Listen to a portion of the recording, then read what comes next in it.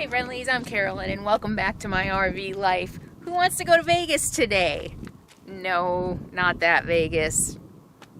This Vegas. For those of you who've been following my channel for a while now, you know that this Vegas is so not me anymore. This is more my style these days. And so I'm going to take you with me today and show you my version of Las Vegas. Yeah, I go into Vegas to run errands and to get things done. Vegas has a great Whole Foods. But for the most part, I like to be on the outskirts of Las Vegas. And over the years, I have found some really great boondocking. And today I'm going to show you a couple of the spots that I love. One is on a dry lake bed and one is on the shore of Lake Mead. We've got the best of both worlds, I guess, a little bit of desert and a little bit of water. I'm going to take you and show you some beautiful scenery, some hikes, and also stay tuned to the end because I finally had that big blowout that I had been waiting for, and of course there's a story behind it. There's always a story behind it, and I've got some important information and lessons for anyone who is traveling in an RV or a van or anybody who just travels a lot or lives a nomadic lifestyle about getting RV repair work done. So stay tuned for that till the end, and I hope you enjoy Vegas with me. Viva Las Vegas. I know this isn't what you think of when you think of Vegas. You think probably more of this.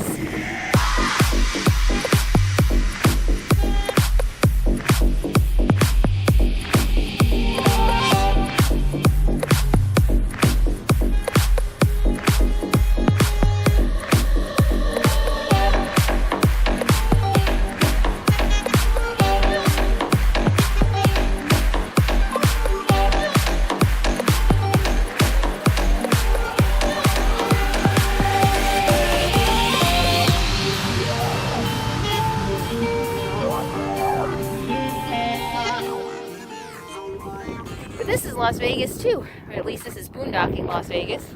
Just south of Vegas on Highway 95 is a dry lake bed, and I've stopped here a couple of times. I thought I would stop here again. I have a couple spots around here that are really good boondocking, and actually the more I come here, the more I discover. But last night after dropping my friend off at the airport, I decided to just stay here because I needed good internet to load a video, and so I'm just out for a walk. I'm already, what am I in? 1.75 miles in. You can see my rig back there somewhere. But my first year out, I think it was, I actually camped on the lake bed. We had a really dry year that year, and I think it was probably this time of year, and it was beautiful. I drove across the dry lake bed. You might remember that. I'll put in a link to the video, and I parked way over there. But then, you know, I was a newbie and didn't know any better, and a few locals said, yeah, you need to watch out. If it rains, you're stuck out there. Luckily, then when I did it, there were other RVs way out, so I went out there because they were out there. And a lot of times I kind of rely on what other people are doing. Like when I got stuck in the sand in Utah, there were tons of RVs parked in the sand on the edge of the lake. And so I was like, okay, well, if they're doing it, big rigs, I can do it. And I just happened to hit a soft spot out there. But now I know better. And we have had some rain, and some spots are a little soft, but I'm not going to take any chances and drive out here. So I'm parked way back there, and it's really not bad. I didn't hear the highway too much. It's just 95. It's not the interstate. Lots of four-wheelers come out here. Tomorrow's Saturday, so it'll probably be pretty busy. It's a big OHV area because it's fun for four-wheel drive, or OHV.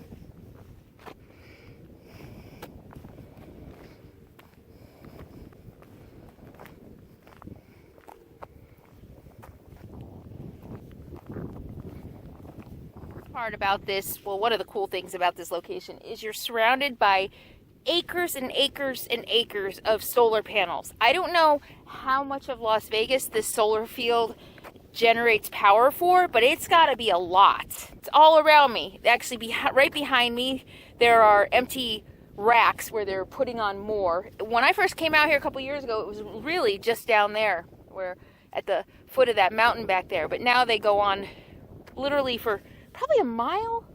Yeah, I would say at least a mile. And there's even some on the other side of me. So if you're coming into Vegas from North 95 on the left-hand side, you'll see this huge solar field, and it's really pretty cool. All of us, especially who live out here and live off solar, or even if you have solar on your house, it's just kind of a sight to see, to think that a couple miles and, I don't know, hundreds of square acres of solar panels supply electricity and power for Las Vegas. Pretty Cool.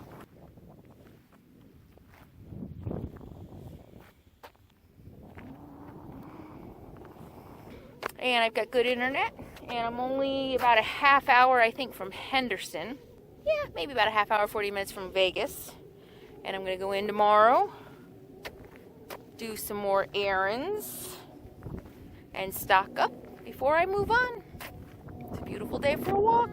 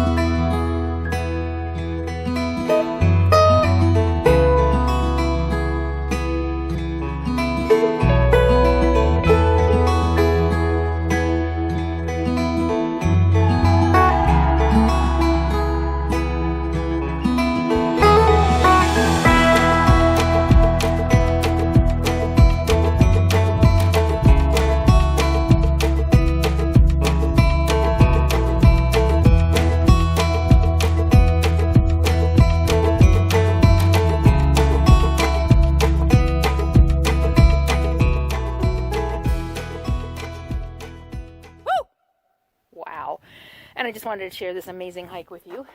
Check it out. I just hiked 1.3 miles uphill, up a wash. And I'm not sure with my backpack. I'm trying to get back into shape, so I'm carrying weight and my hiking boots. Check it out though. Look at that. Beautiful. I've been boondocked here for a couple of days. I'm gonna hit the road again tomorrow. Can you see down there? I climbed a lot. My legs hurt. Feel the burn. And look at how beautiful it is. Yay! Feels good to be out to hike. And, you know, as much as I miss my buddy, it's nice to not have to worry about him being back in the rig. Ooh. I thought I was going to turn around and go back because it's getting pretty rough. It's not as sandy, it's really rocky, and I'm so out of shape this is hard to do with my backpack. But I was going to stop here and turn around and go back, and I think I will, but I was just noticing, ooh, where does that go? It's like I have to see what's around the next bend. I don't in this case. I've been camped here for 3 nights. I've seen lots of evidence of them. This is the first I've seen them. They look really healthy. Donkeys, right? Burros.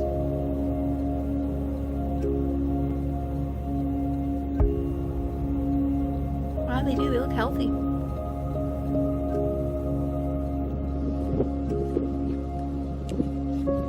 now we come to the part of the story where things start to go wrong. Both the day of this video being filmed and afterwards.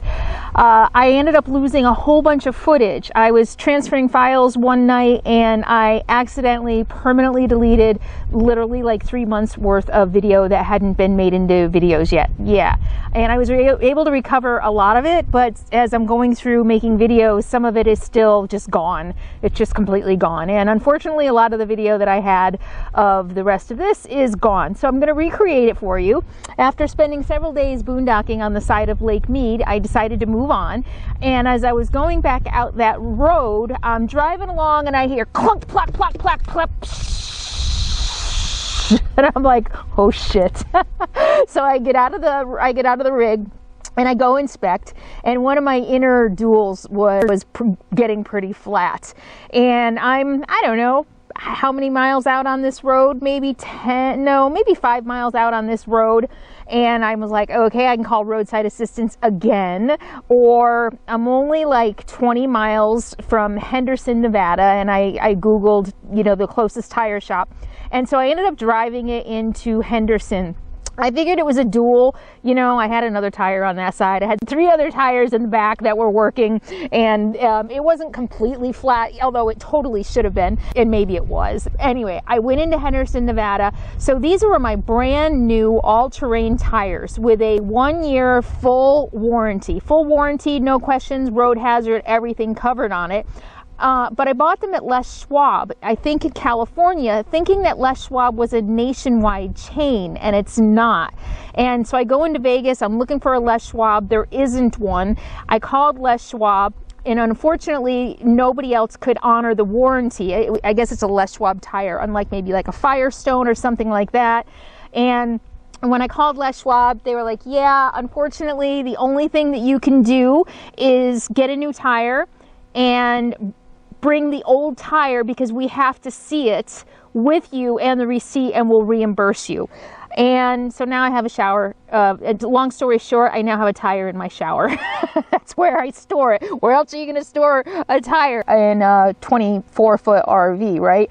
So that's my lesson for you. If you're going to be living a nomadic life, I really thought that Les Schwab had locations all across the country. I didn't find out until it was too late that they only have locations in 7 states. And that is going to be my advice to you. If you're going to be living on the road, you're going to need to choose your warranties wisely. Make sure you choose something, whether it's a brand that you can go any place across the country or whether it's a chain. I prefer, when I can, to shop with smaller businesses. I don't always like to do chains, but living on the road, it almost doesn't make sense to go to small mom and pop shops unless they can offer some kind of nationwide warranty on the product.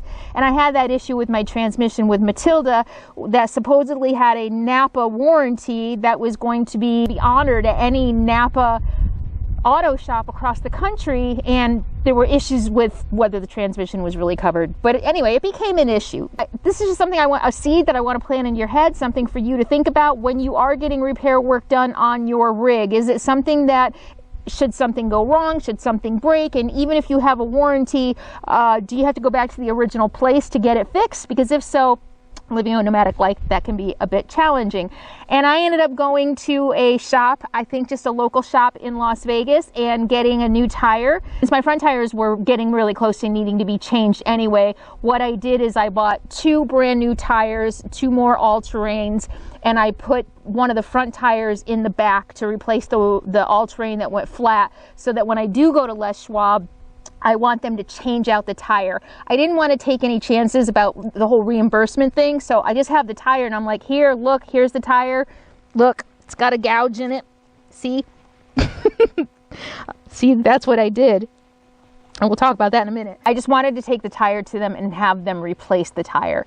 And that was the choice I made. And yeah, unfortunately, that means now, it's been a while now, for 3 months until I get back up to California or a state or a location that has a Les Schwab. I have to carry the tire with me, but it does all right in the shower. And then every time I want to take a shower, I have to take it out, but that's not a big deal. And that's my story. That's my advice. So what happened with the tire? It looks like, from the gouge in it, it looks like I got a rock stuck between the two tires, between the dual tires. And from the clunk and the pss that I heard, that's exactly what happened.